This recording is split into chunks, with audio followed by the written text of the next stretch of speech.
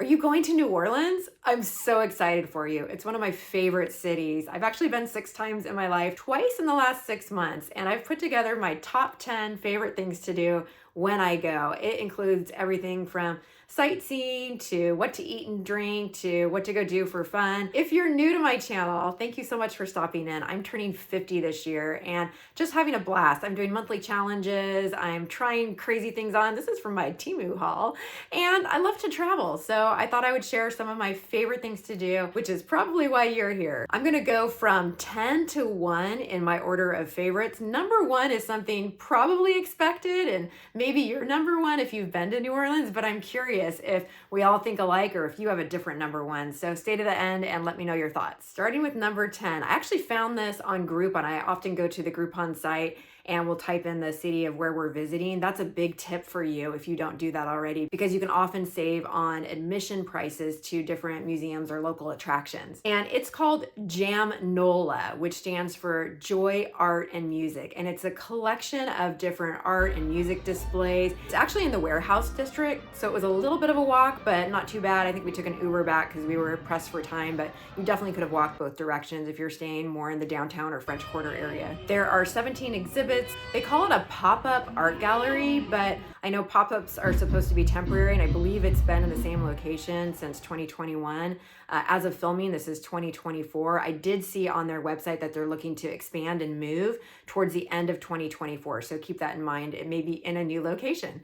We had a great time posing and going through the different exhibits and interacting and learning about the history of New Orleans from an art and music perspective. Really loved experiencing Jamnola and recommend it. So I just have to put something out there about New Orleans. Love the city. My hair, however, does not love the humidity. So in some of these photos, depending on the time of year, my hair is not quite doing what I want it to do, but please be kind and just know that I don't really know how to do my hair in humidity. If anyone has any tips, let me know. Bonus tip for Jamnola. Just a few hundred feet away is Bywater Brew Pub, where we ended up having lunch after we went to the Jamnola exhibit. And it was fantastic. It was a brewery. They had small craft beers, and we had a delicious lunch right there. And also just a little bit of a change from all the Cajun and Creole food, which I'll definitely be talking about. Number 9. Well, a lot of people think of the Hurricane as a traditional drink to have in New Orleans and going to Pat O'Brien's. You definitely should do that. I recently had the opportunity to stay at the Roosevelt Hotel on a work trip. The Roosevelt Hotel is noteworthy for a couple of reasons. One, it's a Waldorf Astoria hotel, so you know it's beautiful. Number 2, there were scenes in it from the movie Green Book. If you watch my favorites video for spring, I super loved that movie, so it was really exciting to see the scenes that took place there. And number 3, it's the location of the Sazerac Bar, which is noted as the best Sazerac in New Orleans. What's a Sazerac? The Sazerac is widely considered America's first cocktail drink. It was invented in 1838 by Antoine Peychaud, if I'm saying that correctly, and was officially recognized in 2008 as the official drink of New Orleans. I've actually had Sazeracs at probably a dozen different places in New Orleans, and I can attest personally my favorite Sazerac is from the Sazerac Bar at the Roosevelt Hotel, which of course you can visit even if you're not staying there. Okay, so what's in a Sazerac? Well, it's either rye, whiskey, bourbon, or cognac, absinthe, Peychaud's bitters, and a twist of lemon. Here's another bonus tip for you. During the early 20th century, absinthe was banned for having supposed hallucinatory effects. And instead, there was a replacement called Herb Saint that is used instead of absinthe. Well, in New Orleans, there's an amazing restaurant called Herb Saint, which I highly recommend for fine dining and just a wonderful experience. Bonus tip number 2, an additional experience bar is the Carousel Bar at the Hotel Monteleone. It actually rotates every 15 minutes and looks like you are in a carousel. No, you're not riding horses or anything, but the bar actually looks like a carousel with mirrors and the gold plating and everything. It's amazing. This is an older photo when I was there for a work event, and the company we were there for has a French Bulldog as their mascot, so hence the photo. Okay, number 8 is Mardi Gras World. This is a warehouse where they build and construct all of the different designs and structures that go on the floats for the Mardi Gras parade. It's only $22 to get in, and I could have stayed there for, I don't know, a lot longer than we were there, just hours and hours. The amount of artistry and creativity from, fantasy to the band Kiss to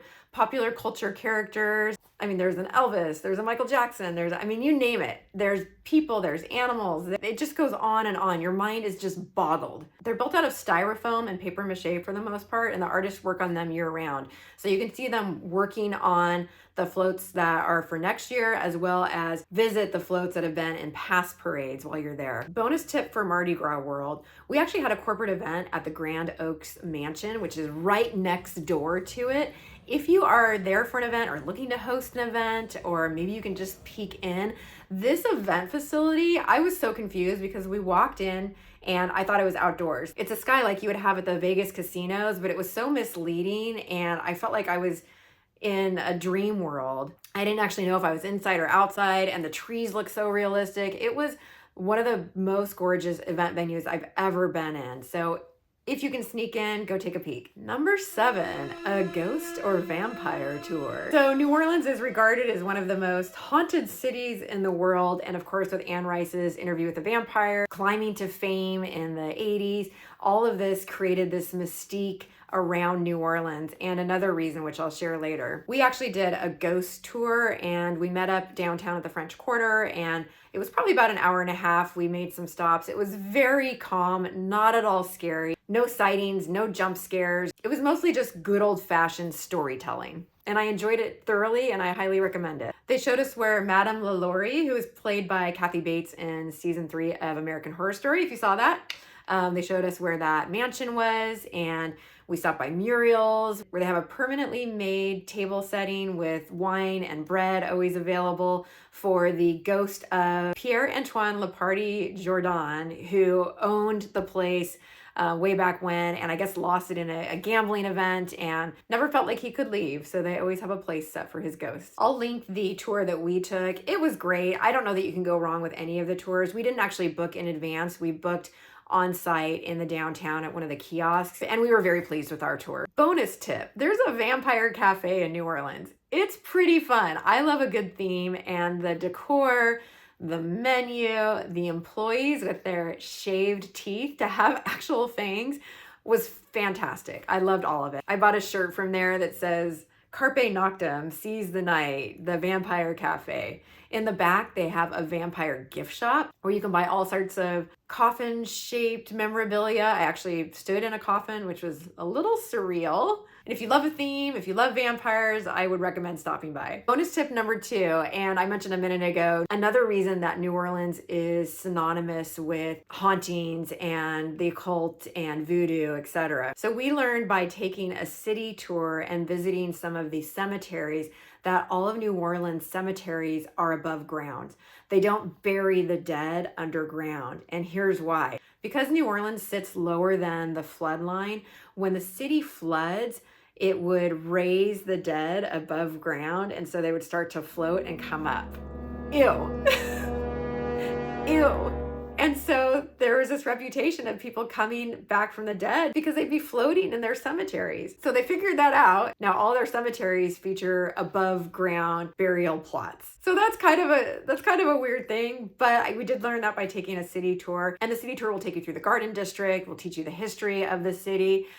It's like any other city tour, so I didn't want to recommend it on its own, but I do always like to do a city tour, maybe one of the first 2 times I go to a city, because it helps you get your bearings and understand some of the culture and the history and maybe some things that you might want to explore a little bit more. So number 6, a swamp tour. Oh my gosh, if you love animals and nature and just seeing what the area might have been like thousands of years ago before it was developed, go take a swamp tour. We booked with Cajun Encounters, and we had to walk a little ways to a meeting place hotel where they picked us up and took us on a bus with a delightful entertainer who was teaching us history and cracking jokes. And we got to Honey Island, where we were divided up into different groups. And then we went out on the boat for about an hour and a half. We saw all kinds of critters. Of course, every tour, they can't guarantee that the critters will show up, but we saw raccoons, we saw alligators. They came up close to the boat. If you are scared of alligators, don't go on this tour.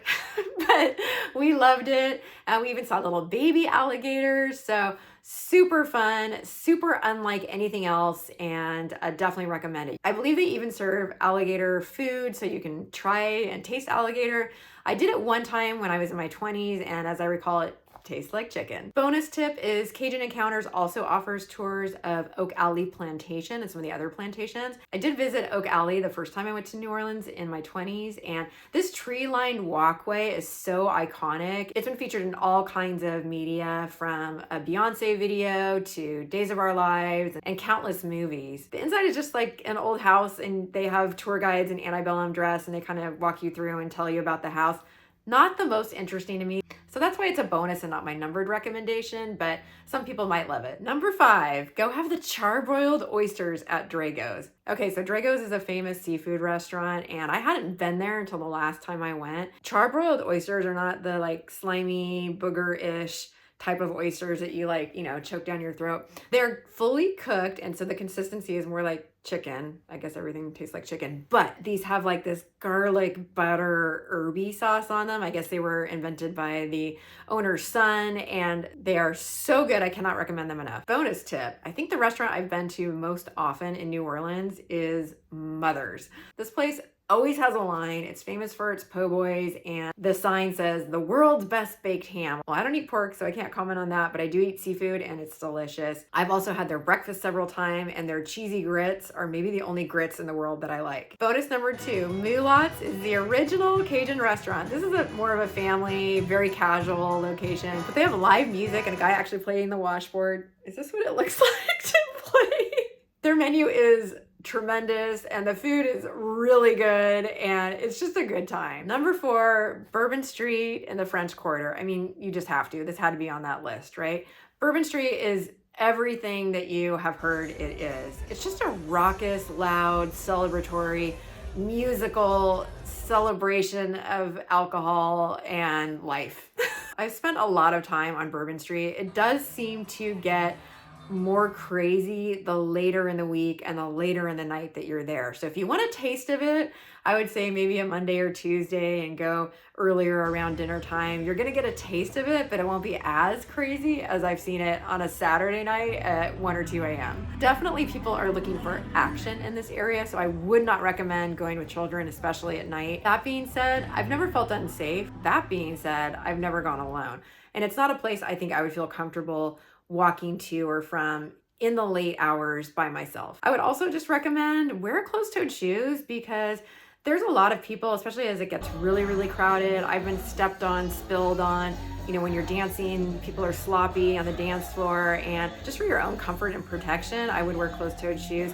You're also on a street that's blocked off and not close to a pickup location, so you're gonna walk for a couple of blocks if you're catching an Uber, or maybe even walking back to your hotel room. There are street entertainers out there hustling to make money. The live music in the bars is fantastic. The talent abounds, and then the drinks are cheap and flowing like crazy. It's not uncommon to see groups of bridesmaids or bachelors out celebrating. The people watching is just fantastic, because people are dressed to go out, and what that means really varies. My bonus tips are where to go specifically on Bourbon Street. Well, number 1, the Cat's Meow Karaoke Bar. Now, the only thing wrong with this place is that the host entertainers do sing a lot more than the guests.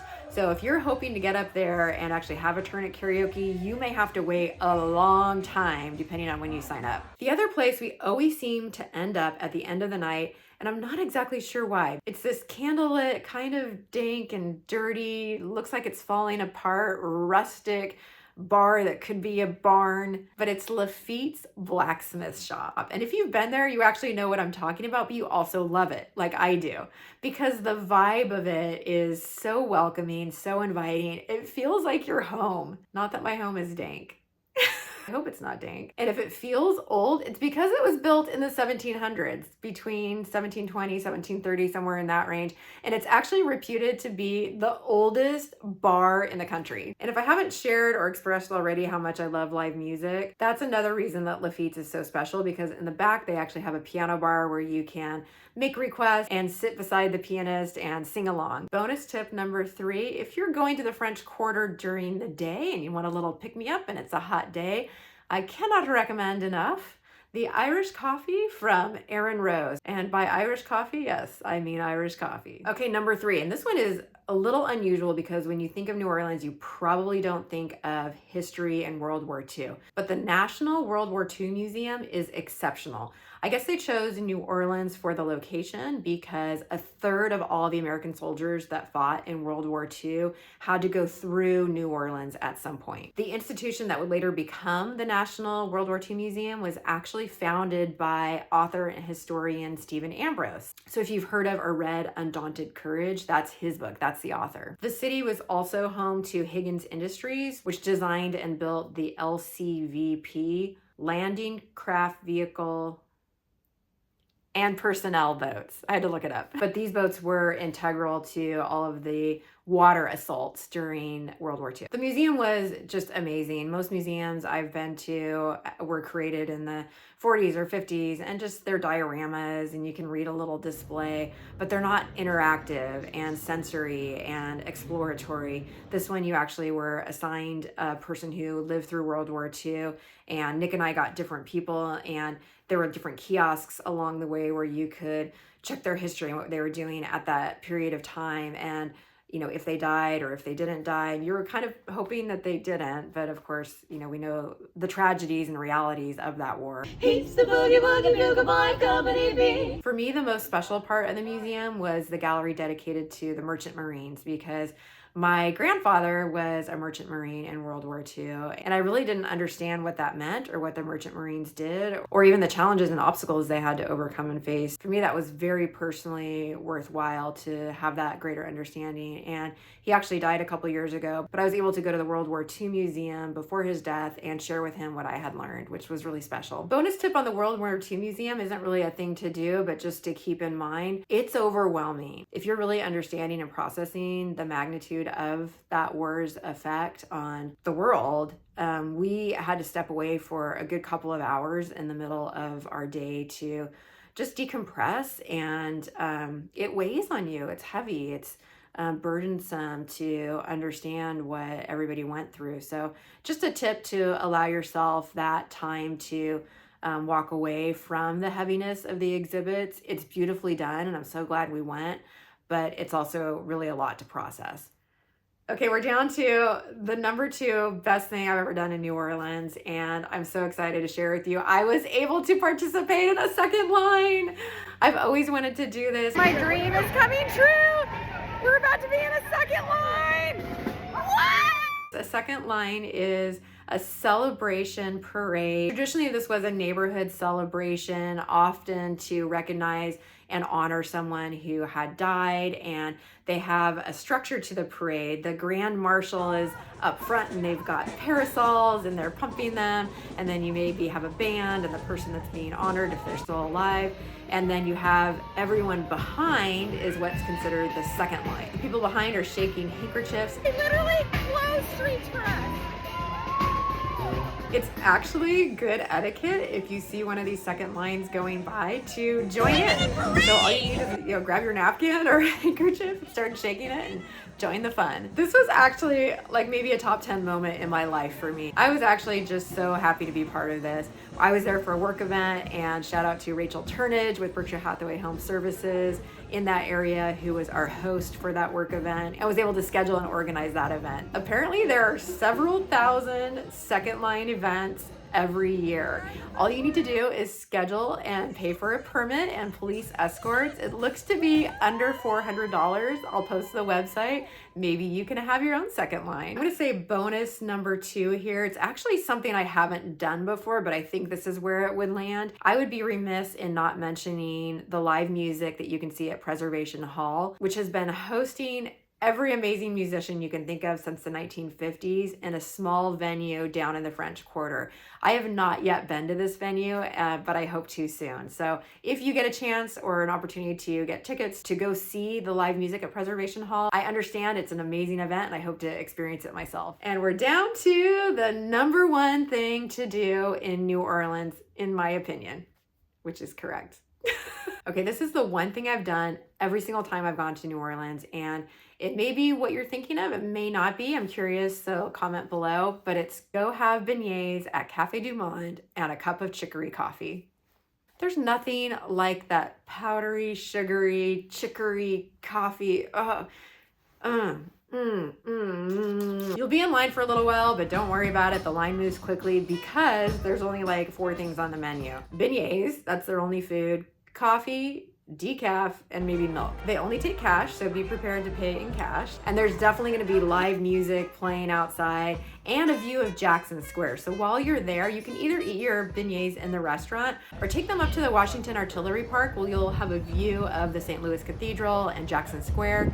And if you turn around, you'll have an amazing sweeping view of the Mississippi River. You'll definitely want to walk around Jackson Square before or after you have your beignets, and you'll see all the artists there. They hang their art on the fence surrounding the park. There are all kinds of fortune tellers, live musicians, artists of all kinds. It's so wonderful to see. I feel like if you go to New Orleans and you don't go to Cafe Du Monde and you don't go to Jackson Square, you haven't really seen New Orleans. And so that's why it is my number one. Bonus tip for my literary friends, right around the corner from the St. Louis Cathedral is William Faulkner's house where he grew up, and it's now a bookstore. It's on Pirate Alley, and you can stop by and stop in. Okay, there you have it. My top 10 things to do, see, eat, and drink in New Orleans. Do you agree? Have you been to New Orleans, and did I miss anything? I'd love to hear if there's something that I should do next time I go that maybe I didn't do. I'm actually planning to be there next year during Mardi Gras. I've never done that before, so if there's something I should see the next time, please comment below. Thank you so much for watching. If you've enjoyed this, I would love if you would give it a thumbs up. That really helps